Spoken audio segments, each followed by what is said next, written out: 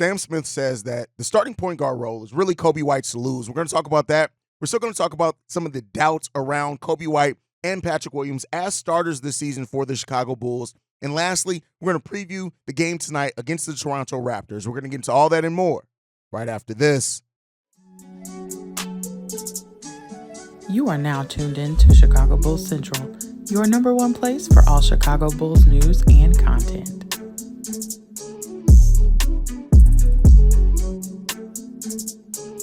What's going on, Bulls fans? Welcome to another episode of Chicago Bulls Central, your number one spot for everything Chicago Bulls related. I'm the host, Haize, but more importantly, you guys can follow the channel at Bulls Central Pod on every social media platform that we have. With that being said, let's go ahead and get into the content for today. And before we start the content, I got to tell you guys, I'm losing my voice. It sucks that this is happening on game day at that. So if I take a couple of sips of tea during this episode, please forgive me. I don't usually like to do this. I like to, get everything together so I can present a great episode to you guys and things like that. But with that being said, I'm old and human, and things are starting to catch up with me as far as just the amount of work I've been putting in here lately. So please excuse me for the gravelly voice. Hopefully we can get through it, right? Hopefully we can do our best to get through it. But with that said, I want to talk about the starting point guard role. So as you guys knew, over the summer, if you guys have been watching me, I really did think that Jevon Carter was probably going to end up with that starting point guard role. Coby White came into training camp. He's won out that point guard role in many ways. And, Sam Smith in his recent mailbag was asked about it, and he said that it's basically Coby White's to lose. And while Jevon Carter is still going to have a big role on this team, seeing the way that Coby has played, seeing the way that Coby has grown, seeing the way that Coby has developed, and as much as we've talked about the importance of development to kind of raise the ceiling of the Chicago Bulls team, it makes sense, right? Coby has come in the last two seasons really working on his game, really trying to improve the holes that he's had in his game over the course of his NBA career. Just realize we also don't have the lights on. We got to get the lights on. If you guys can't tell, I'm discombobulated. I hate being sick. One of the things with me is I hate anything that makes me feel like I can't go as hard as I usually go. So it's an adjustment period for me. Bear with me. But with that said, Coby came into this season and last season as well, just understanding how he needed to round out his game to be a better basketball player. And when he ended last season in that press conference saying that he wanted to be a starter, that he feels like he's ready, his game's at the place he understands what needs to be done, came into this media day as well saying the same things. Coby White's growth has been noticeable. And while it hasn't been perfect, right, he's not the true half-court facilitating point guard that some Bulls fans thinks we need, even though Lonzo was never really that either. But it comes down to it is that Coby, you want to invest in your guys, right? And I know people, when AK and Eversley initially came in, I always say one of the first videos I had on this channel to blow up that offseason was me saying that the Bulls would have been crazy to trade Coby White. And a lot of Bulls fans disagreed with me. And the way that he's really turned people around on him and the work that he's put in, you want to reward that. And so Coby White coming into the season, being the starting point guard, he's earned that, right? No matter what you can say about, I think about Jevon.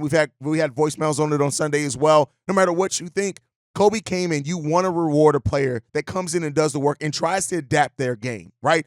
And it's going to be further adaptation, but I think with the changes that the Chicago Bulls have made to the way that they want to run offense in general, on top of, Coby White just kind of stepping up, being a more vertical person, being a better passer, a better decision maker with things like that, you want to reward that and give Coby an opportunity, and he's thrived in that, right? We've seen a Coby White with poise and confidence that we haven't seen it as consistently as what we've seen as of late. So it comes into it, right? Sam Smith said this in his mailbag. Coby looks like he may be the right fit to start. White has played with assurance, and while not a gifted facilitator, Zach and DeMar are going to create for themselves. Coby can add some needed offense and shooting, right? He didn't say that, and shooting part was me adding on to that.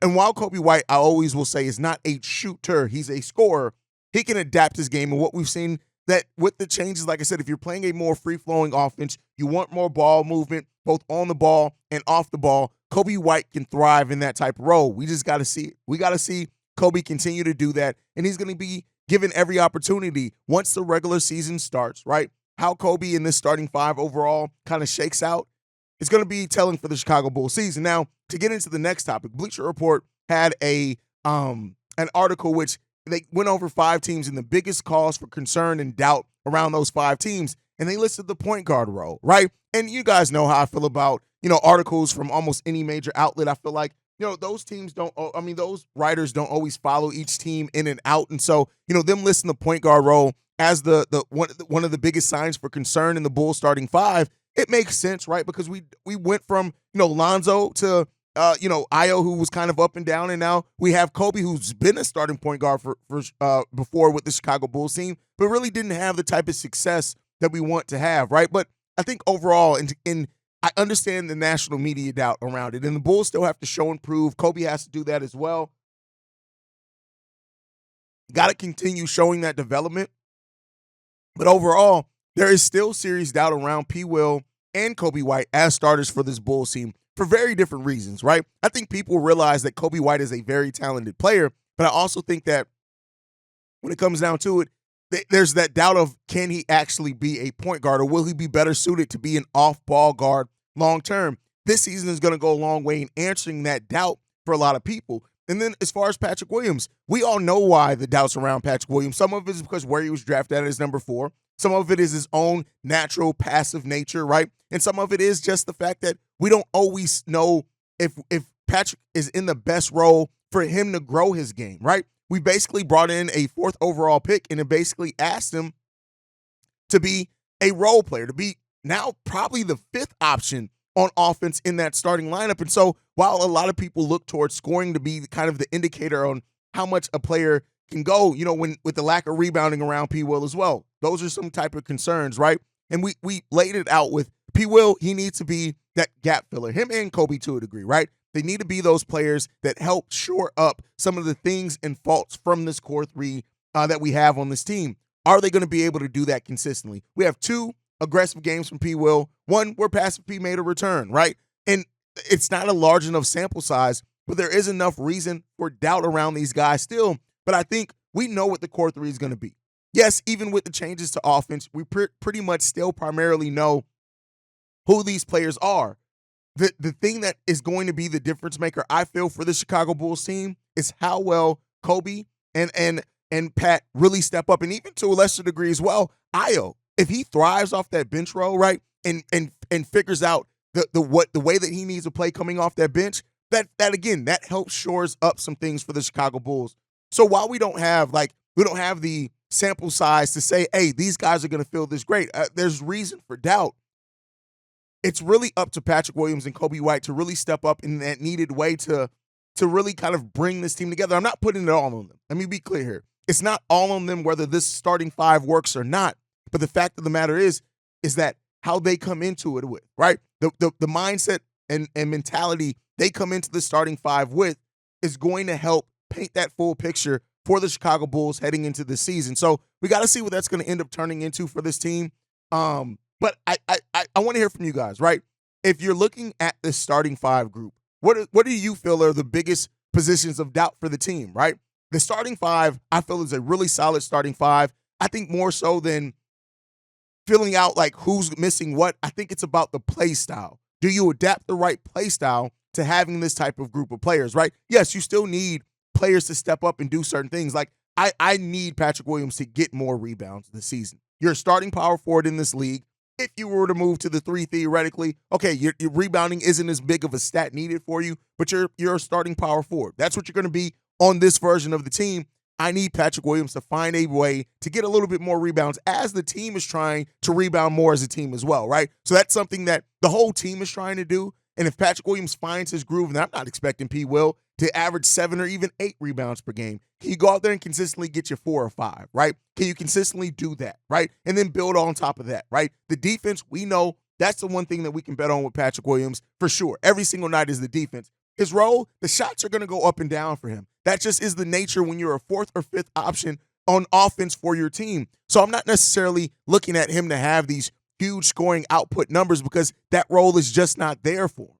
But he is going to have the opportunities, especially if you do run him some with the second unit, especially when Zach and DeMar are getting defended well, right? It's up to Coby and P. Will to really step up. Vooch, if you notice, I don't talk about Vooch a lot because Vooch is going to be Vooch. He's going to go out there and get you 18 and 11. That's what Vooch is going to get. He's going to get you 18, 11, and 1 block. That's basically what Vooch is going to average. That's basically what he's always done. That's what you can expect from Vooch. But how Coby and Patrick Williams step up into the starting 5 and kind of help fill out some of the gaps is going to be hugely important. So I understand the doubt around them as starters because while the statistical category may not be super big for them, right? It may not be this thing where you're looking at them to have jump out the stat sheet stats, but their role is definitely important with how they impact the game. And that is the most important thing for this team is how do they find a way to impact every single game? It's not always going to be scoring for Coby White either, right? He's going to have to step up defensively. We saw it in stretches last season where Coby White's defense is what helped us win games. He's going to have to do that even more and at more consistent level now, being that starting point guard for the Chicago Bulls. But let me know what you guys think on that down below. Now, we face off against the Toronto Raptors tonight. I don't really have a good feeling on whether the Toronto is going to be playing their starters or not. I do feel like this could be one of the last times we see that full 8 to 10 man rotation that we're going to see during the season because the Bulls may use this as a tune-up game, give the Sunday game a break, and then we start the season next Tuesday. So, that may be what it's going to be, right? Is that we actually play Thursday, so it's Tuesday and Thursday. I think we play this week. But so coming into this Toronto Raptors game, right? Especially if the starters are playing, this has been a lineup that have given the Chicago Bulls trouble before, right? They've given the Chicago Bulls trouble with their length, with their athleticism, right? Are they a perfect team? No, but this is also a team that's coming in undefeated so far in preseason play, and so they scored 134 points, albeit against a foreign team, which you're not going to, it's not the level of competition at any level, right? That you're going to see with this team. But I just think that if the Bulls coming into this game, they have to continue trying to do the things that they've done. Move the ball around, get those turnovers lowered some, right? Get threes, get out in transition by playing great defense, right? That's the first thing that you have to look for. And so, the Toronto Raptors are one of those teams that theoretically on paper are going to kill you by everybody on that team that's playing a role getting about 10 to 15 points, right? Spreading that out. And so I think that this is an important test for the defense of the Chicago Bulls as well, how they come in prepared for that. Again, it's preseason, so you don't want to really take a huge hell of a lot out of it.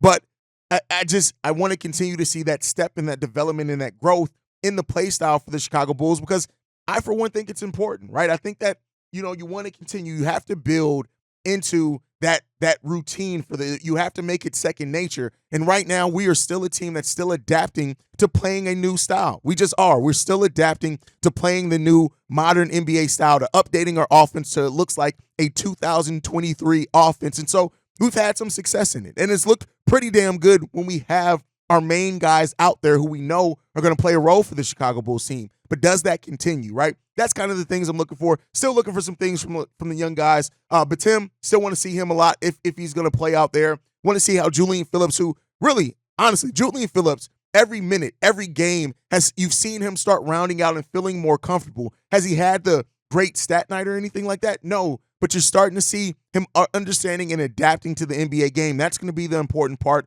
for the season for Julian Phillips as well, right?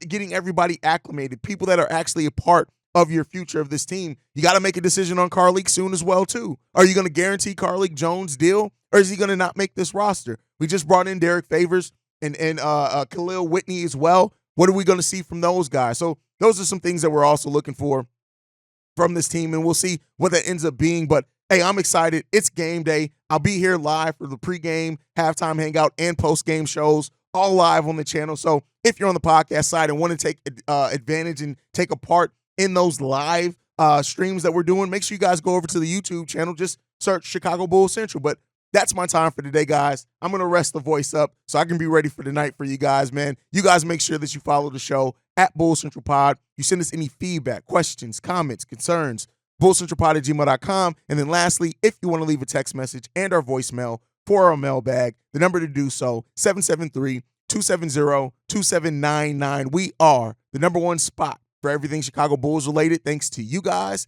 And like I like to end every episode on, go Bulls. Love you guys. See red if you can, y'all. Peace. This has been a presentation of the Break Media.